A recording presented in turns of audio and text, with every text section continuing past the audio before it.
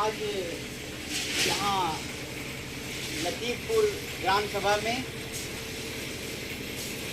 माननीय जयनाथ जी भाई साहब के प्रांगण में हमारे समाज के उपस्थित सभी वृद्धजन, मित्रगण, हमारी माताएं, बहनें, मैं आप सभी उपस्थित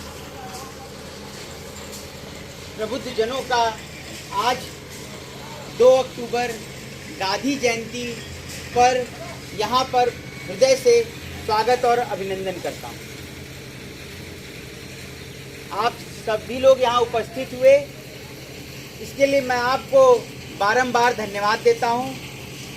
मित्रों, आज हम यहाँ किसी कारण के लिए सभी लोग उपस्थित हुए हैं।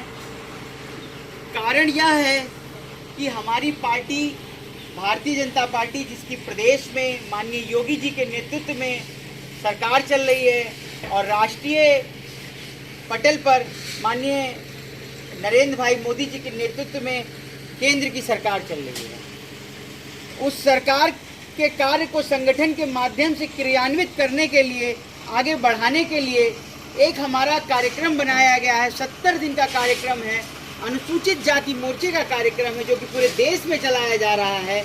और उस कार्यक्रम का नाम है ग्राम सभा / बस्ती संपर्क अभियान।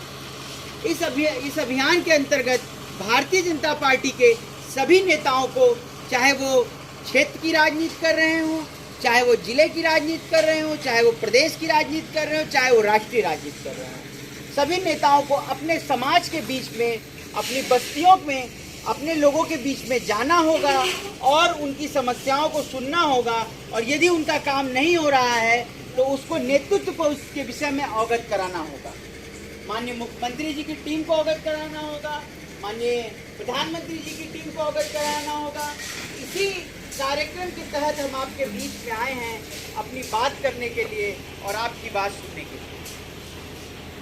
भाइयों बहनों, आज भारतीय जनता पार्टी की सरकार पिछले लगभग 8 सालों से केंद्र में है और उसके बाद लगभग 6 साल हमारे प्रदेश में हो गए हैं। और इस सरकार के माध्यम से अनुसूचित समाज को आज़ादी के बाद बहुत बड़ा लाभ देने की कोशिश की गई है।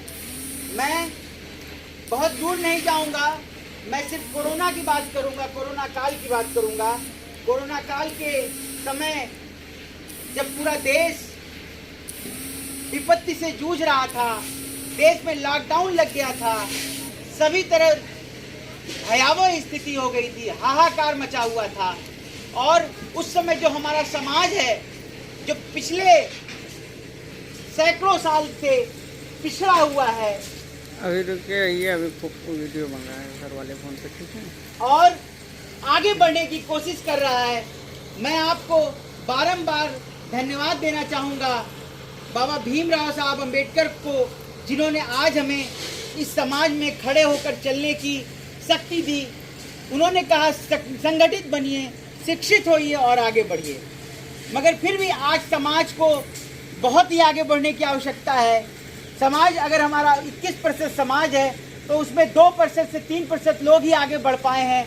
अभी भी 18% लोग गरीबी रेखा की ज़िंदगी को जी रहे हैं और उनको समाज में आगे बढ़ने के लिए, आगे लाने के लिए हमारे दोनों यशस्वी प्रधानमंत्री और मुख्यमंत्री लगातार निरंतर प्रयास कर रहे हैं कि हमारा समाज कैसे आगे बढ़ेगा।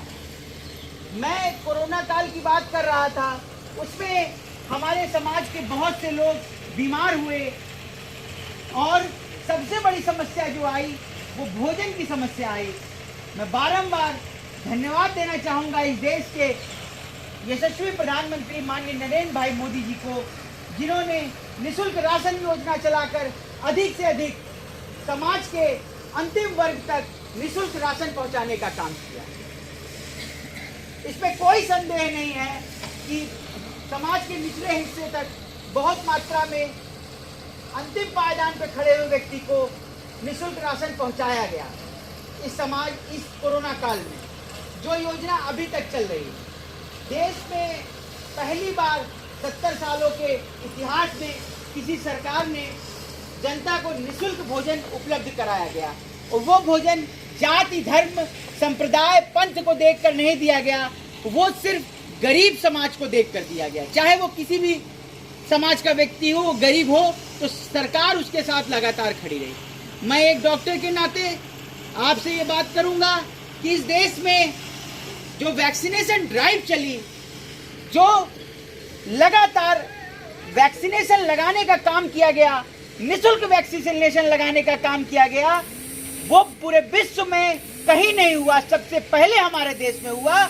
और दुनिया के सारे साइंटिस्ट इस बात की चिंता कर रहे थे कि भारत देश में जिस प्रकार से डेंसिटी, घनत्व है जनसंख्या का, हमारे देश की आबादी 130 करोड़ के ऊपर पहुंच चुकी है। अगर ये वायरस इस देश में फैल गया तो पता नहीं कितने लाख करोड़ लोग मर जाएंगे।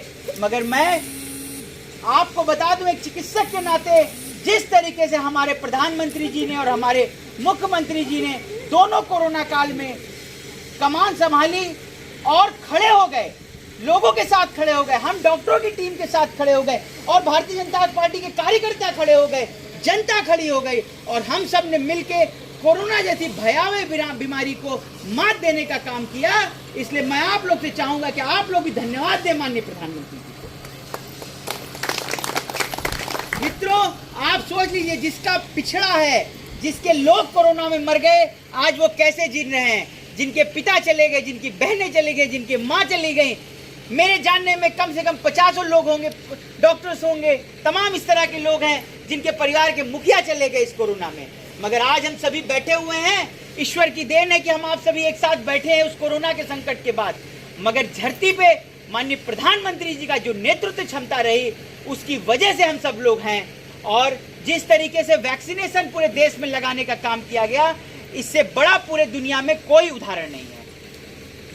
हमने खुद तो वैक्सीन लगाई, दुनिया के और देशों को भी वैक्सीन दिया और सबसे पहले वैक्सीनेशन का काम हुआ।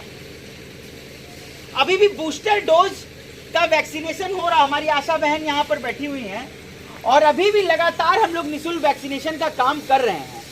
बूस्टर डोज अब लगाई जा रही है, एक फर्स्ट डोज हो गई, सेकेंड डोज हो गई, अब बूस्टर दी जा रही है। मेरा आप सबसे निवेदन है कि आप सभी लोग बूस्टर डोज जरूर लगवाइएगा। वैक्सीनेशन बहुत ज़रूरी है।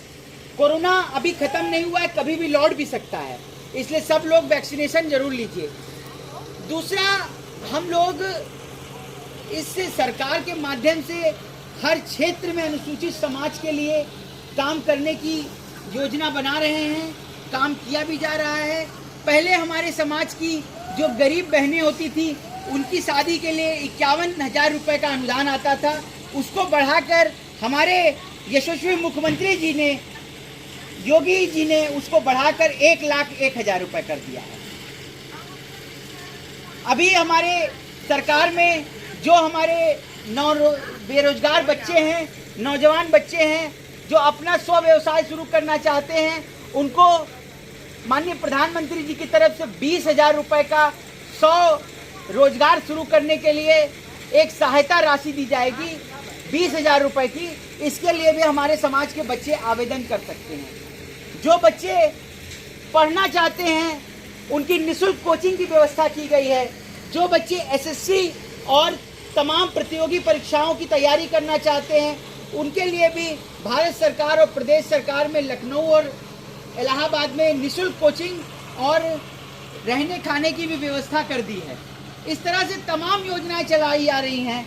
अगर मैं आपको बात करूं आयुष्मान योजना की, चूँकि मैं चिकित्सक हूं तो मैं आयुष्मान के विषय में काफ़ी बात कर सकता हूं। आज पूरे देश में आयुष्मान चिकित्सा के माध्यम से, आयुष्मान कार्ड के माध्यम से 5 लाख रुपए तक का गरीब समाज के व्यक्तियों का, जो गरीबी रेखा से नीचे जी रहे हैं, उनका निःशुल्क इलाज किया जा रहा है। मेरे पास यहाँ शाहगंज में आयुष्मान कार्ड से इलाज करने की व्यवस्था अनीता हॉस्पिटल पे, और मैं लगभग हर महीने 50 से 60 लोगों का निःशुल्क, माननीय प्रधानमंत्री जी के आशीर्वाद से, माननीय मुख्यमंत्री जी की दूरदर्शिता से हर महीने 50-60 लोगों का निःशुल्क ऑपरेशन करता हूँ। आप सोचिए कि अगर आप गाल ब्लैडर का ऑपरेशन कराइए तो 25 से 30 हज़ार रुपये का खर्चा आता है, मगर वो ऑपरेशन आपका पित्त की थैली की पथरी का फ्री में हो रहा है, प्रसव का काम कराइए उसमें आपका फ्री में हो रहा है। मगर कहीं ना कहीं हमारे समाज में जागरूकता की कमी है और हम अपने अधिकारों को ले नहीं पा रहे हैं।